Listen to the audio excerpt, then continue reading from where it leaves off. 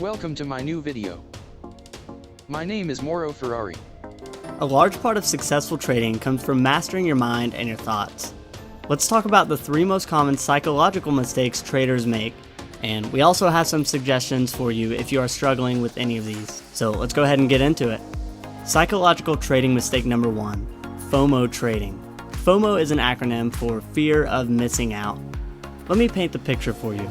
The FOMO trader is typically very optimistic about each and every trade, because this trade could be the one, right? Something about this trade looks so much better than all the others, so it has to be the one. If I miss this trade, there may not be an opportunity like this one for a while. We can all agree how silly that sounds. Of course there's going to be more opportunity around the corner.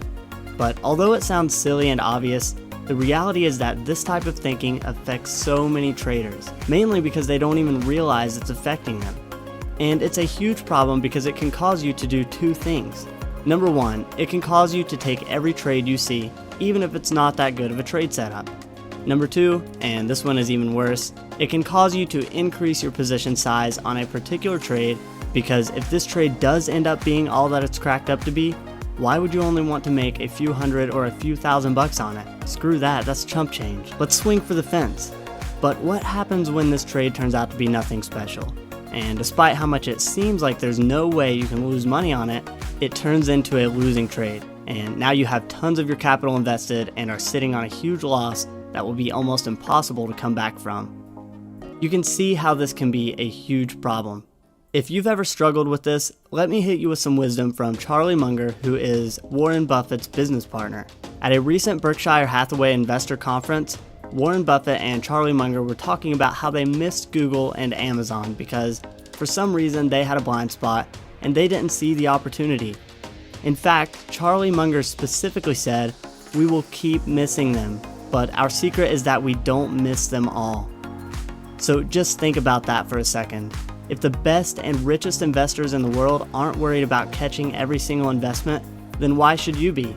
You just have to understand that missing trades is a part of the game, and it will happen. So if this fear of missing out is something you struggle with, here's our solution for you. Stay out of chat rooms and trade alone for a week or so. And if you follow other traders on social media, stay off of that as well.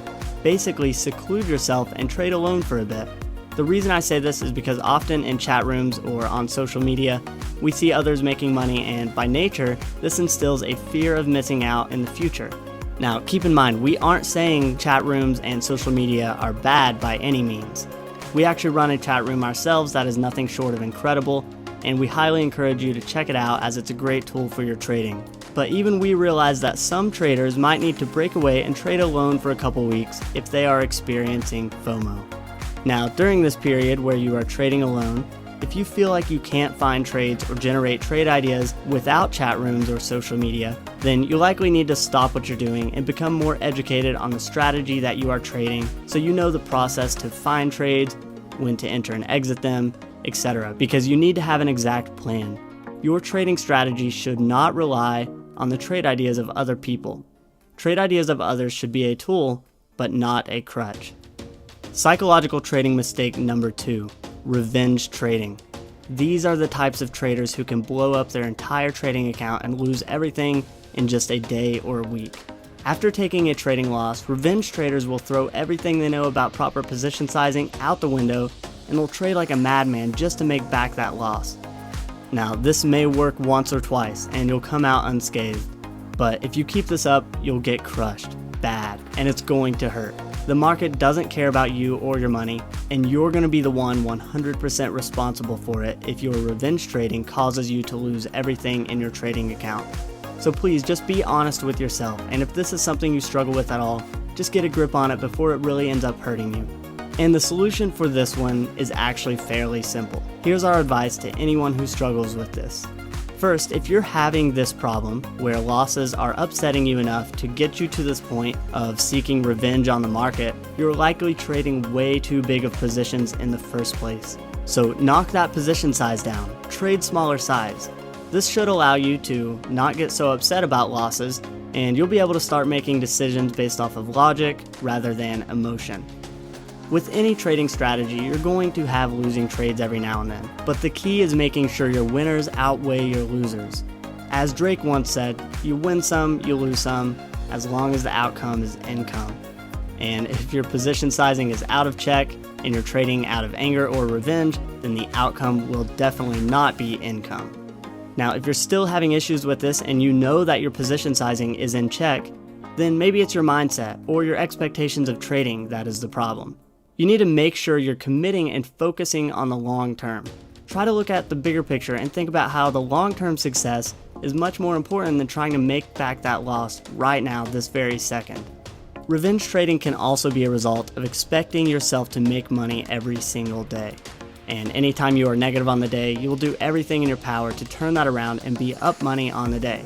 Well, this is just not a realistic expectation you should have. You should be focused on being positive on the year, quarter, month, or at the very least, week. But being positive every single day is just not reasonable as markets fluctuate each day and you can't control that. Psychological trading mistake number 3, gambler's fallacy. Now, this might not necessarily be a psychological mistake, but rather just a very common misunderstanding of some basic probabilities. And then it will cause you to make very poor trading decisions, and in some cases this one can also compound and cause very big losses. Now, this actually spans far past just the trading world, and as you can probably guess by the name, it's most commonly associated with gamblers. We certainly don't want to treat our trading as gambling, so let me show you how to avoid this common mistake that so many traders make. A quick Google search will show you the definition of gambler's fallacy, but let me put this in layman's terms that anyone can understand. We all know that a coin flip is a 50-50 bet.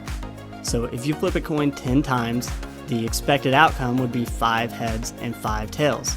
But although it's expected that the same number of heads and tails will show up, we know that the actual number can deviate in either direction. But let me ask you a question. Let's say we plan on flipping a coin 10 times, and the first 5 coin flips all land on heads. What is the 6th coin flip more likely to land on, heads or tails? If you said tails, then you, my friend, have fallen victim to gambler's fallacy. Let me explain. The expected outcome of 10 coin flips is, of course, 5 heads and 5 tails. We just covered that. But rolling 5 heads in a row does not change the probability of the next coin flip. The probability of the next coin flip is completely independent from the past results. So what is the 6th coin flip likely to land on after 5 heads in a row? The answer is that one is not more likely than the other. It's still a 50-50 bet. Gambler's fallacy refers to the thinking that a series of events will somehow affect the outcome of the next event, as if there was some sort of balancing force at work, and in this example the coin somehow knew that it just landed on 5 heads in a row, so now it should land on tails. And this gambler's fallacy actually applies to many other parts of life as well. A few examples are someone who flies a lot, thinking they are somehow working their way towards a crash, even though each flight is independent of the last. People at the casino who see that the roulette wheel just landed on red 10 times in a row, so now they start putting their money on black, even though the previous spins have no bearing on what the next spin will be. And finally, it also applies to trading, and so many traders fall into the clutches of this fallacy. If you have 5 losing trades in a row, this does not mean that the next trade will be a winning trade just because you feel like the losing streak has to end soon. Many traders tend to increase their position size after a losing streak because they feel their luck has to turn around soon. But the reality is, you're just increasing your risk on a trade that has the same probability of success of all the ones you just lost money on. The market does not know or care if your last few trades were losers or winners. Now, the solution to this one is easy. It's just as simple as understanding it, as you do now, and then exercising awareness. Now that you understand what gambler's fallacy is, you should be aware of it and just make sure you aren't affected by this type of thinking. Try and treat each trade independently from any past trades you've made. If you have a streak of losers, that does not mean the next trade will be a winner. And on the flip side, if you have a streak of winners, that doesn't mean the next trade is more likely to be a loser. Trading is a numbers game, and you have to eliminate these psychological mistakes and focus on trading the numbers. Once you can do that, you'll take your trading to the next level. The stock market is not a place for weak, emotional people. If you liked the video, please subscribe to my channel.